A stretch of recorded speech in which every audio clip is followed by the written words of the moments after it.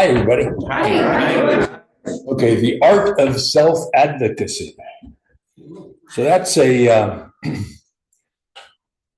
could define that lots of different ways, but a good starting point would be to say that you are self-advocating when you are confident in your truth, when you know the truth about yourself, who and what you are, and are able to state that out loud without feeling weird. Can you walk up to somebody on the street and say, I'm God in expression? I'm really love right here, right now. I'm love made manifest. Because, see, I believe that self-advocacy at that level is very high up on the spiritual journey. That doesn't happen when you first start out.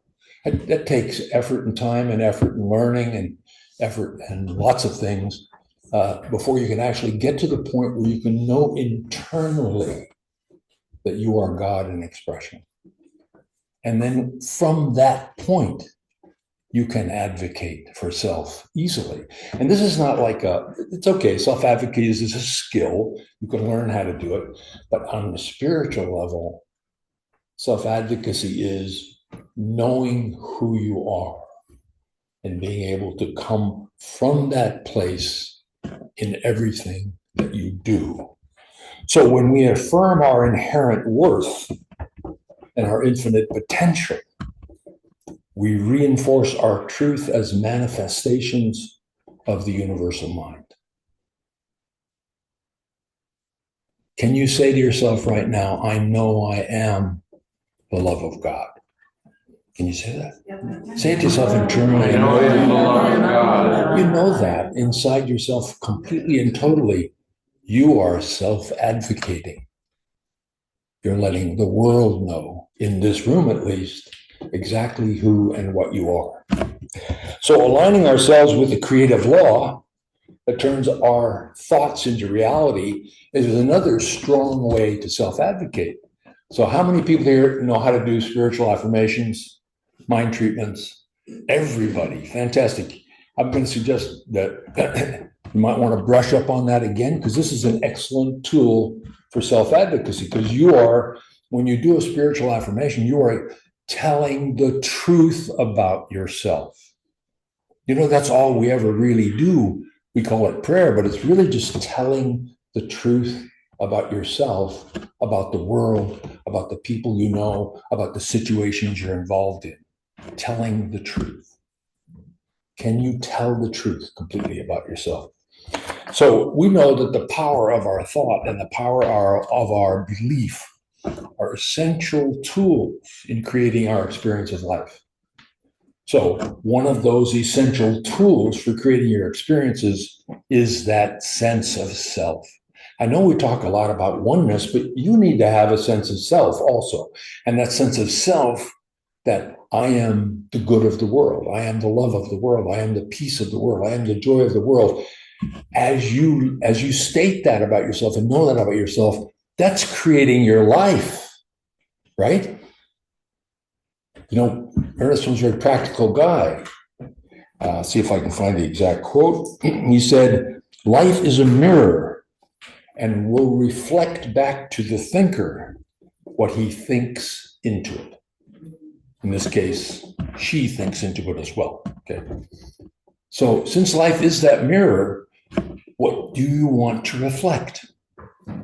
Self-advocate to be that thing that you want to reflect in that mirror, to be that power, to express that power. The true difference between George D'Amato as he first was when he got here and George D'Amato today started the day I realized that I was responsible for my life. Because for the first time I had power. Before, when I was essentially a victim and I thought the whole world happened out there and came at me, I had no power. I was helpless in front of it. It's a huge juggernaut of condition and experience. But as I began to self-advocate, as I began to believe that I'm actually powerful, that I'm actually responsible, that changed everything.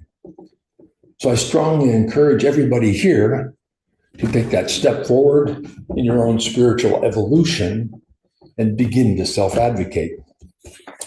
So recognizing and honoring our divine nature is an essential ingredient of this. And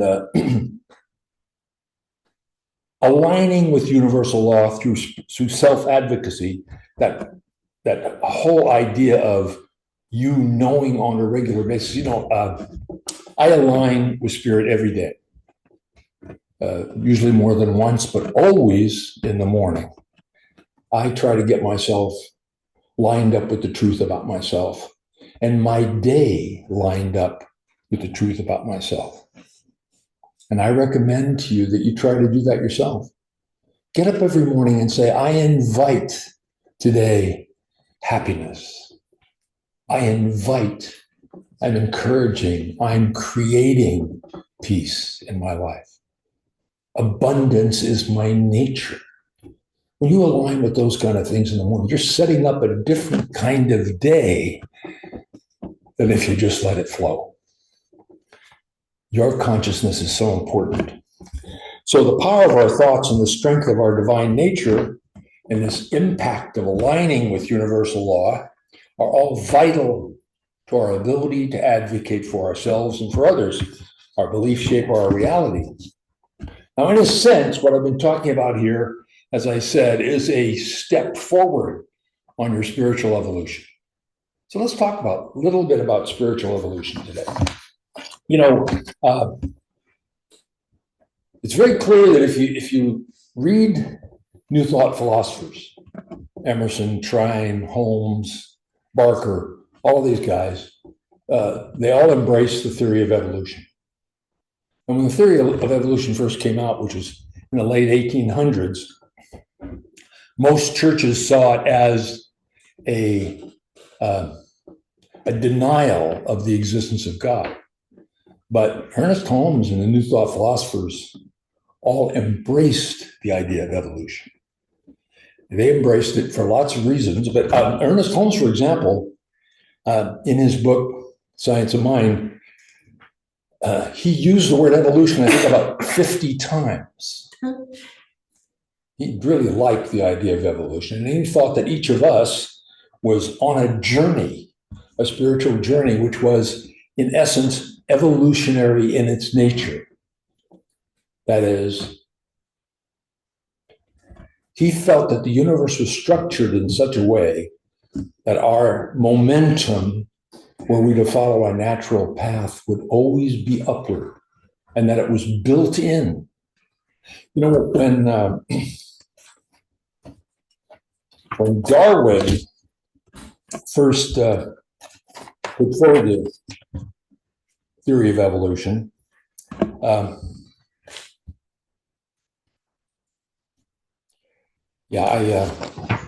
turn a lot of pages here. Darwin said that the theory of evolution, as he put it forward, was that this was a process resulting from designed laws. So actually, Darwin thought like a New Thought philosopher. He thought there were already designed laws in the universe that would result in evolution. And so when the New Thought philosophers got a hold of it, they decided that they were going to look at evolution the opposite way that the scientists did. The scientists look at evolution as, okay, a process occurs, and that process is what created everything, and this process created intelligence. But the New Thought philosophers took it the other way. They said there is a design process in effect which is intelligence, and it created evolution. Now, that makes a lot more sense to me, because I can't conceive of how intelligence could come about through chance. Just not possible. So I'll explain evolution to you just a little. I know everybody knows what it is, but it always helps to reset in our minds. Built into the reproductive process of each cell is differentiation. As each cell duplicates itself or regenerates, every once in a while, for no particular reason that they have been able to ascertain, the cell will regenerate differently. okay? And when it regenerates differently, it will produce slightly different DNA. Now, if that DNA results in a positive change for the organism, it will sustain itself and perhaps even grow. If the DNA change results in something negative for the organism dies, and that's the end of that. Okay, got that? Now, the change part where the cell replicates is called mutation. And I don't know about you guys, but when I think of the word mutation, I don't think of anything good. Because almost everything that's ever been said in our modern society about mutation, it has to do with, getting too close to the radioactive elements. Anyway, and the process where it lives or dies out is called natural selection, right? So in other words, natural selection is if it's good for you, it lasts. If it's bad for you, it dies. Maybe, although both of those things can happen and perhaps even stay. So you've got to let evolution down now. So how can evolution be creative? Evolution is an accidental process, and it's not creative in the sense that we mean creative. A new form or function may come into being, but it's not created by anything. However, if the natural function of the universe is to operate like that, then it is creative because it's created by intelligence. There is something going on here other than an odd cell regenerating itself. There is something going on here. And when you transpose that intellectually into your own life spiritually, you can see your own progress.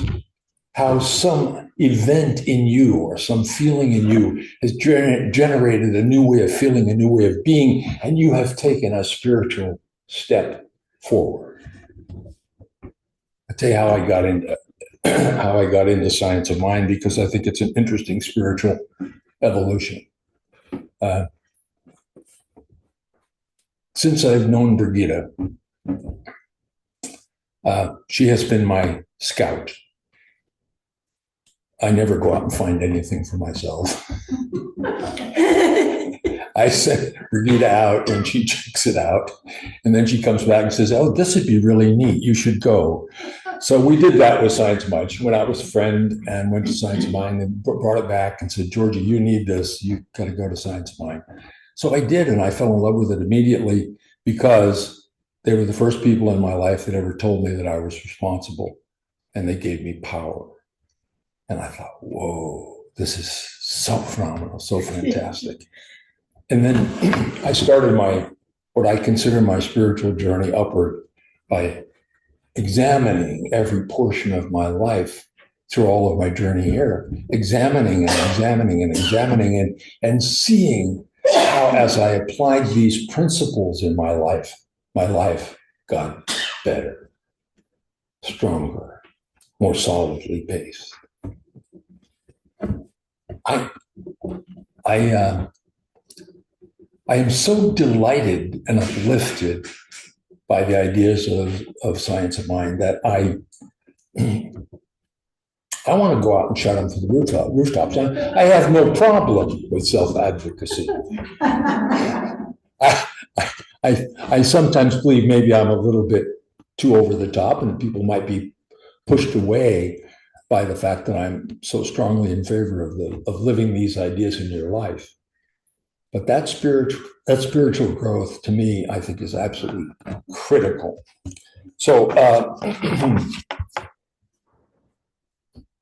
going back to how Darwin saw the process of evolution, and this is from The Origin of Species, I am inclined to look at everything as resulting from designed laws, with the details, good or bad, left to the working of what we call chance.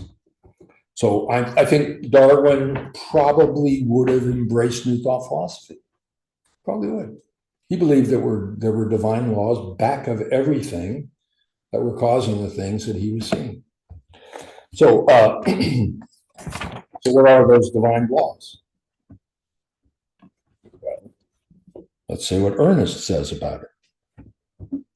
The idea precedes evolution, and evolution follows with mathematical precision, propelled by immutable law, the law of cause and effect. Material evolution is an effect, not a cause.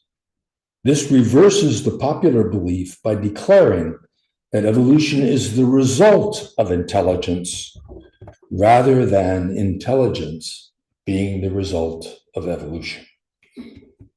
I think Ernie nailed it. I think he really has a clearly stated. So why is this carefully created process, which runs by means of spiritual law, in existence? Why do we need this? Why is evolution necessary? You know, it's hard to come up with a really good reason that doesn't involve you really speculating wildly in the cosmology area. So I'm going to speculate wildly in the cosmology area. I always enjoy that. So let's say that I wanted to create a universe where the trend and the tendency of life was always up. That any individual could have freedom of will to do whatever it was they wanted, up, down, or sideways, but that the tendency built into the system itself would always be up. What kind of a system would I create? I'd create the one we have. That's the one I'd create. Because this system allows you to do whatever the heck you want. You can go forward, backwards, or sideways. That's up to you. But overall, if you look at the universe, we're tending up. We have so many spiritual ideas embedded in our modern culture that did not exist. Ecology, peace movements. Do you realize that nobody ever had a peace movement before 1970? There were no peace movements prior to the 60s and 70s. That was totally new existence. That we never cared about the earth enough to actually live or try to be ecologically sound. That's a brand new concept as well. And a lot of people have said, oh yeah, you ought to live in consonance with nature, but then they never had to figure out what to do with soda cans.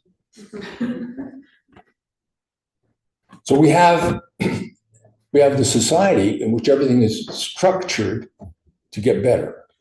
And why would there be a reason for that? Well, cosmologically, I can only think of one. Because it is necessary for us to grow in order to truly fulfill our mission as the created, as who we are. In order for me to truly fulfill my mission, I must grow spiritually. I must become more in tune with the reality of life, more in tune for who and what I am, what God is, what my place in the universe is. To know that oneness, to know that peace and joy. The more I can do that, the more I can know God. And somehow I feel that must be a fulfillment. There must be something in that the great universal spirit wants. I know we always say God must be complete and whole and perfect. But I think complete, whole, and perfect must somehow include getting better. I don't know how to really state that any other way. I want to be better, and I think that spirit, in some ways, has a desire to better itself. And we are that possibility of betterment. So, spirit is whole and infinite. Maybe it can't know itself without something that it could create and have it be external to itself. You know, like the baby doesn't know mommy while it's in the womb, but once it's out, it can say, hi, mom, because it's now separate from mom. And maybe that is a requirement for us, that we had to be made separate so that we could know oneness. Yeah. Because otherwise we would be oneness, but we wouldn't know it. Now I've gone cosmologically off the rails, but hey, it's fun, you know, right? So spirit provides the idea or cause. Evolution is the unfoldment of the idea in this ideal universe, in this free will universe. So when I was a kid, I started off with a punishing God. Anybody else start off with one of those? And um,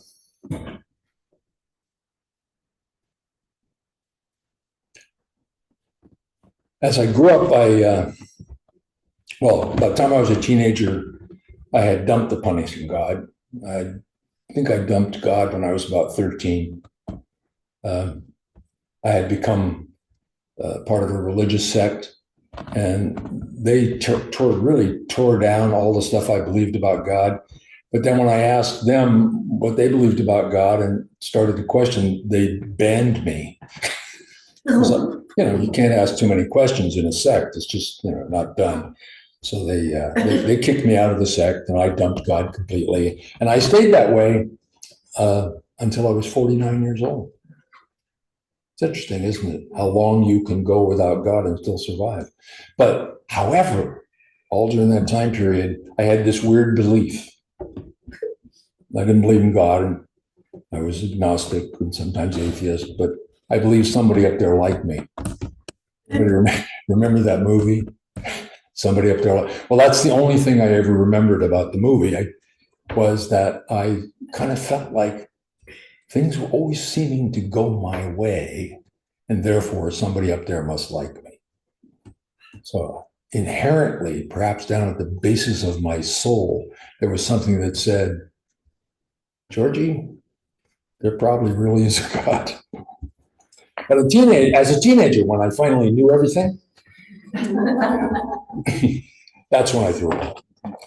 So I faithfully worshiped for most of those years at the altar of logic and reason. And logic and reason will take you a long ways, but it won't take you anywhere near true happiness. It won't do it. It'll give you a foundation might even give you a little bit of a foundation for being a loudmouth self-advocate, but that's not the kind we're talking about. And we're talking about getting to that point where you can talk knowing of the power and strength and the beauty of God and that you are its expression. So, what is your evolution like today? Look inside yourself right now. Where am I? Am I the proud owner of a spiritual relationship? Am I close to God? Am I able to uplift myself and others with spiritual alignment? Am I strong in my beliefs? Am I happy? So I know you wouldn't be sitting here today if you hadn't gone on a long spiritual journey yourself to get where you are today. And today I know that I am the expression of God. I am God's intelligence, becoming able to know itself and becoming aware and awake. I know the power of the universe is love, and I am here to express that love in every way that I can. I know that God is joy and peace and intelligence, and I am the expression of that joy and peace and intelligence. So I invite you to know that for yourselves as well. I invite you to join me in spiritual alignment.